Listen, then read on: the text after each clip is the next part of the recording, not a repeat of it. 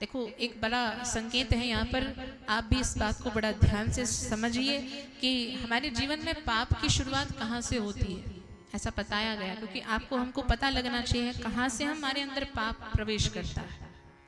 संत कहते हैं कि सबसे पहले पाप आंख से प्रवेश करता है। आंखों से बहुत बचाव करते हुए सावधान होकर के ही कुछ देखने का प्रयास करें। हो सके तो संसार में बहुत कम ही देखो। मैंने पहले भी यही आपको कहा ना, जब मंदिर में आओ तो खुली आंख से आओ, संसार में जाओ तो बंद आंख से जाओ। आप कहोगे भैया हम तो गिर जाएंगे, नहीं गिरोगे नहीं। वहां पर नेत्र झुका करके चलो, किसी को खुली आंख से मत देखो।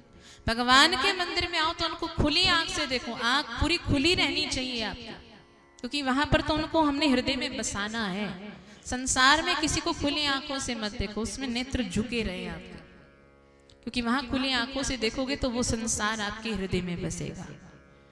तो पाप कैसे प्रारंभ होता है? जब हम किसी ऐसे भाव को देख लेते हैं तो वहां से पाप अंदर प्रवेश करने लगता है। तो एक है आंख और दूसरे हैं कान। कान से किसी के विषय में चर्चा करते हुए वो शब्द जब हम सुनते हैं तो वहां से भी हमारे भीतर क्या होता है? पाप प्रवेश करता है। देखो ये मानव शरीर बहुत ही अनमोल उपहार है, ये तो आप जान ही गए हो। और इस अनमोल उपहार में ये जो इंद्रियां है ना, ये एक सुंदर भवन है। संतों ने कहा एक भवन है जिसमें 9 दरवाजे हैं।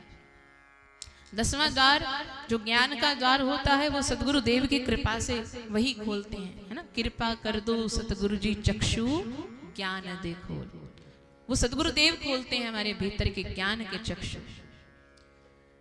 तो ये जो भवन है, और इस भवन में कहते हैं ना एक सुंदर सा भवन है, और उस भवन में कितनी ही मंजिल है, और उस मंजिल में जाने के लिए आपको एक साधन की आवश्यकता है। क्या? सीढ़ियां, है ना। उन सीढ़ियों से चढ़ करके आप ऊपर जाओगे। अच्छा देखो, सीढ़ियां क्या केवल ऊपर जाने के लिए है? क्या उनसे नीचे नहीं आया जाता? एक ही है ना सीढ़ी, उसी से ही ऊपर जाओगे और उसी से ही नीचे आओगे। ठीक ऐसे ही हमारे भवन की ये इंद्रियां, ये सीढ़ियां हैं, और इन्हीं के द्वारा ही आप ऊपर की ओर बढ़ सकते हो। ऊपर माने अपने जीवन का उत्थान कर सकते हो, ऊपर माने भगवान की ओर जा सकते हो। इन्हीं इंद्रियों के द्वारा जा सकते हो, और कोई साधन नहीं है, इन्हीं के द्वारा जाना है। इन्हीं के द्वारा ही उत्थान है, इन्हीं के द्वारा ही पतन भी है।